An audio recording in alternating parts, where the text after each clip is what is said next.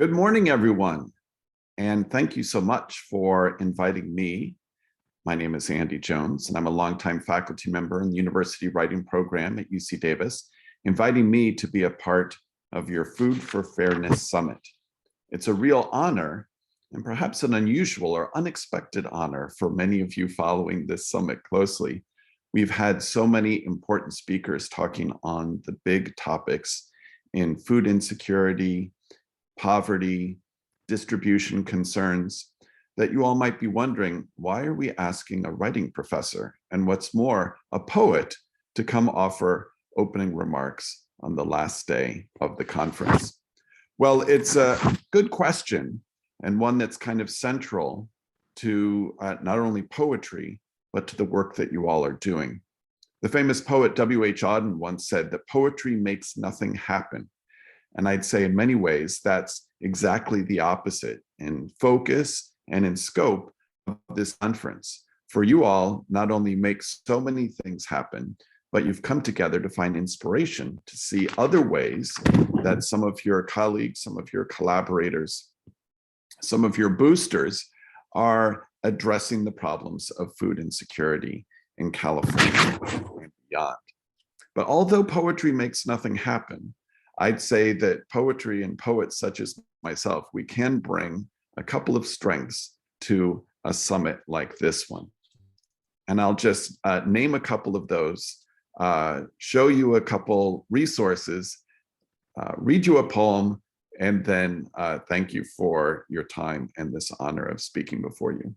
The first strength that a poet brings, and really that all artists bring, is the strength of synthesis. So many of you are exposed to new ideas, new strategies for solving big problems. But when we think like innovators, some would say like entrepreneurs, then we also bring together a variety of approaches, concerns, strategies, tactics, and think to ourselves, how might we adopt or support these strategies? Or if we're thinking like an artist, synthesize some of them and create something new. We know that many of these problems that the summit seeks to address feel intractable at times. And so if they are indeed difficult to solve, then often we need to think of new ways of approaching them. And this is something that a poet or an artist can help you consider.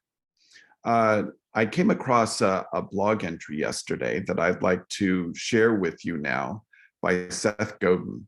Seth Godin is an important writer in the fields of innovation and publishing. And he wrote something just yesterday, his most recent blog entry, called The Test Kitchen Mindsets, which I thought was relevant to the spirit as well as the symbology of this particular summit. He says the first mindset is pretty common. Take good notes, make tiny changes, repeat, improve, incrementally move along the asymptote, test and measure. The other mindset is rare indeed. Do things that might not work. Develop new assertions. Go past the edges to unexplored territory. Try to figure out why things are the way they are.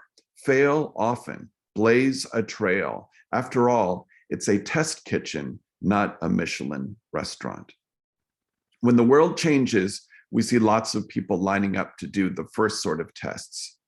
A lot of sheets, looking over the competition and trying to fit in all the way. But real innovation comes from the science of this might not work.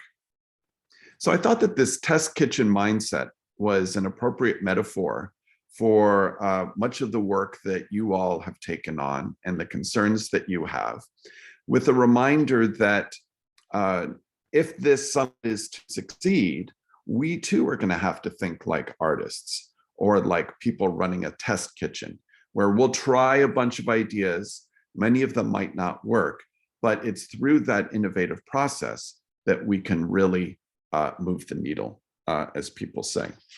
The other strength, so that's the first strength, and that is the strength of synthesis. The second strength I wanted to mention is that of the specific. I'm a poet and a lyric poet. So what does that mean? That I'm very concerned with the individual, with what's more, the interior of the individual. And that's very different from the very large scope of this conference and the problems that you all are trying to solve. One big hero of mine, Rob Davis, who I believe is here today, when he was mayor of Davis, he was addressing a tragedy that happened on the other side of the country. And a bunch of us got together for an impromptu summit and memorial to talk about, for instance, in this case, gun violence in the United States. And Rob said something that has always stuck with me, and that is that when you're taking on big problems, you have to start locally. And I think that you can't get much more local than the inside of one particular person's head. So when Michael Bish, the executive director of the Yolo Food Bank, asked me a couple months ago to write a poem about some of the concerns or imagery associated with the very important work of the food bank, I went to find some images for inspiration. And I'm going to share my screen again now and bring to your attention this photo essay from the Urban Institute, where their motto is elevate the debate. And this is a photo essay by Joaquin Eskildsen, a Scandinavian photographer, called Deep Poverty in America. And as Eskildsen reveals, with these beautiful and haunting, and in some cases heartbreaking photographs, we're reminded that poverty, that food insecurity affects people from many walks of life, and really affects people that reflect the great diversity of people in the United States. So these are all beautiful images and in some ways heartbreaking, but I was really drawn to this one, in part because it was taken not far from where I'm speaking to you from today. And this is in Firebaugh, California. Eric Ramirez lives in a trailer park for migrant farm workers in Firebaugh, California, where he shares a narrow trailer with his two siblings and his grandparents. According to the US Census, 36% of children in Fresno County, where Firebaugh is located, are poor, and 43% of children in Firebaugh live below the poverty level. The land here is one of the most fertile in the country, and the Ramirez family work in the fields picking fruits and vegetables. Still, Eric has to walk more than 2 miles with his grandmother to a community center where they wait in line for hours to receive free food. So this particular image haunted me, and it made me think that this is perhaps a place where a poet could step in and provide not an epic sweep of understanding, the way that perhaps Homer or Walt Whitman did by writing about a great number of people at once, but taking on the work of a lyric poet who tries to represent one particular person's consciousness.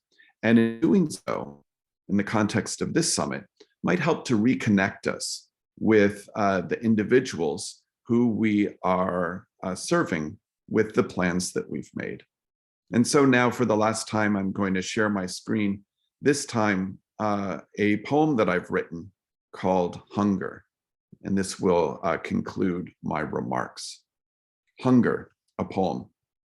It begins with a quotation by Adlai Stevenson: "A hungry man is not a free man." Hunger.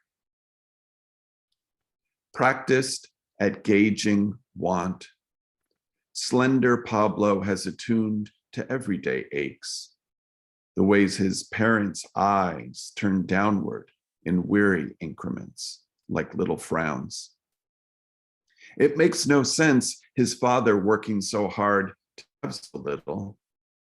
Wiry and strong from incessant labors, Guillermo finds that his wage neglects to provide his family even the minimum.